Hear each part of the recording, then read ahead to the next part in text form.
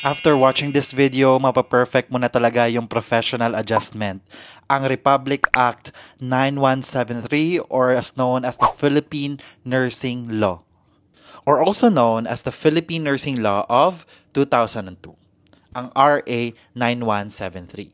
Nurses, kung tatanungin ko guys sa board exam, what is ang composition ng mga Board of Nursing? So, ang Board of Nursing is composed of a chairperson, tapos may 6 na members, okay? And they are appointed by the President of the Republic of the Philippines. Ang presidente yung nag-a-appoint sa kanila na maging part of the Board of Nursing.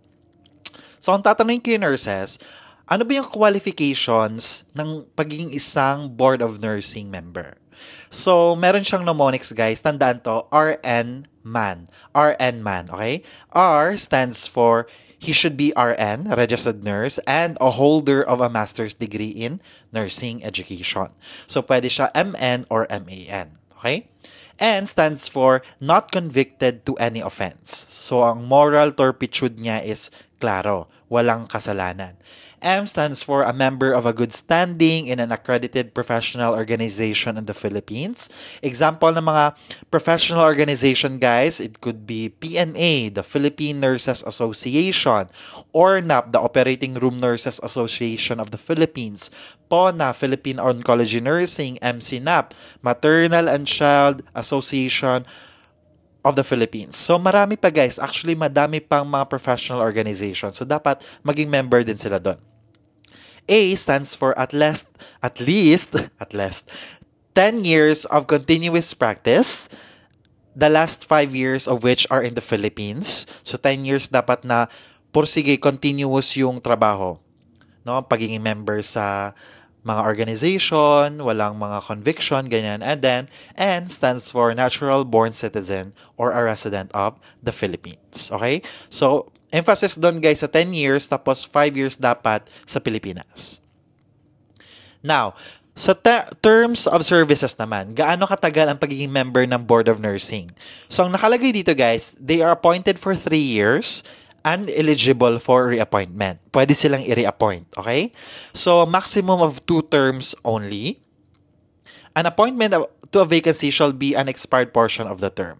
So, kailangan tapusin nila yung term bago sila palitan. So, pwede silang i-appoint again, twice. Now, kung tatanungin ko yung nurses, what are the powers, functions, and duties of a Board of Nursing? So, nakalagay dito, guys, hindi ko na iisa-isayin yung mga words ha. Kayo na lang bahala. Intindihin nyo na lang. So, nakalagay dito yung Code of Ethics, no? Nag-issue o suspend ng mga license or certificates, ensure the quality of nursing education, mag-conduct ng board exam, which is yung kukunin mo, conduct hearings and investigations, ensure quality standards of care, tapos i-remove or suspension of a member due to incompetence, unprofessional, immoral conduct. So, sila yung bahala na mag-revoke na license natin yung Board of Nursing. Guys, kung tatanungin ka sa board exam, ano yung gagawin if na-qualify ka as a BON? So, ano yung gagawin mo? No? So, requirements upon qualification nurses, tandaan, immediately resign. They immediately resign from a teaching position or institution offering BSN or review program. So, kung lecturer sila before, kailangan nila mag-quit as a lecturer. Kasi conflict of interest. Tandaan nyo, sila yung gumagawa ng nursing licensure exam. So, magiging conflict of yan if member sila ng isang review center. No? So, bawal yan. Immediately resign from any government or private employment. So, wala dapat silang work. And then, not have any pecuniary interest, administrative, or review classes. So, bawal sila mag-review, bawal din sila mag-work sa any organization. So, kasi they're a separate given body. Sila yung judge natin. They are essentially our judge. At sa kanila nakasalalay yung mga licenses natin. Diba?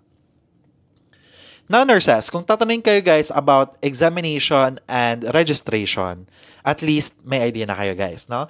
So, to apply for the board exam, may mga sinasabi tayong requirements, ganito, ganyan. So, overall guys, ito yung qualification for the board exam. Number 1, you must be a citizen of the Philippines or by reciprocity. So, ibig sabihin siguro nito is dito ka nag-school. So, pwede kang mag-take ng board exam by reciprocity.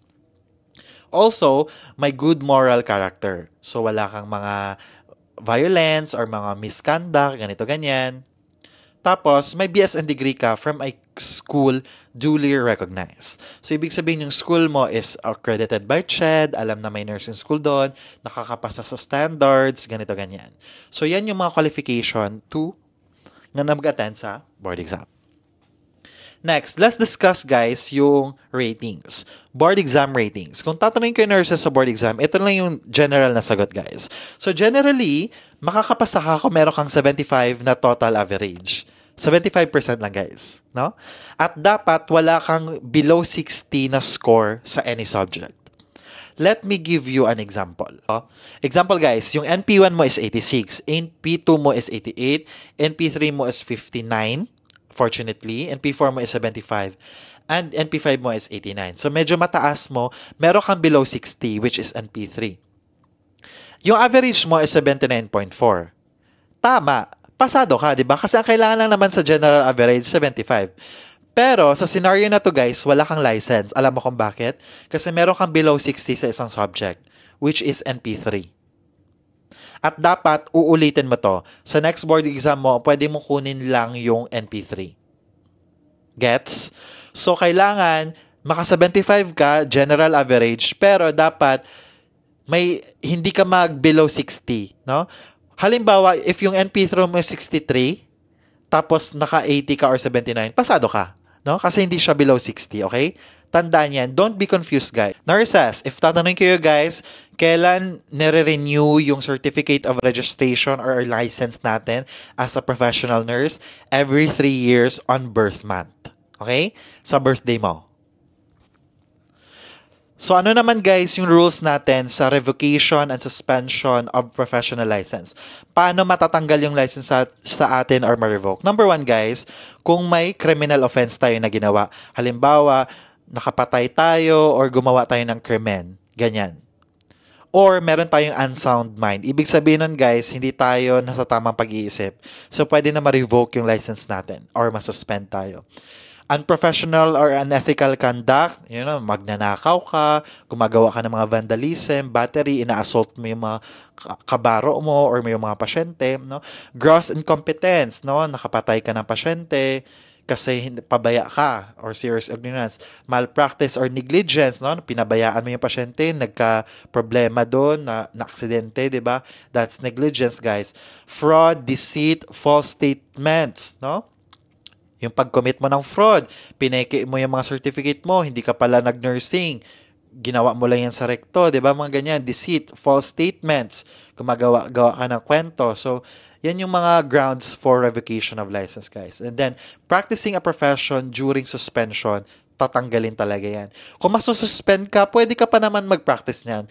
Bibigyan ka lang ng, okay, suspended ka ng 6 weeks kasi may ginawa ka. Suspension, may license ka pa. Pero kapag nag-duty ka, kahit suspended ka, agay, tatanggalin na yan. Revocation yung tawag dyan. Mare-revoke yung license mo. Tatanggalan ka talaga ng lisensya. So, I hope it's clear. Nurses, kung tatanungin naman kayo guys, how to be a clinical instructor po, how to be a teacher in nursing school, paano ka maging faculty in nursing. Tandaan mo to guys, RAMP. R-A-M-P. R stands for dapat registered nurse ka. A, meron kang at least 1 year clinical experience.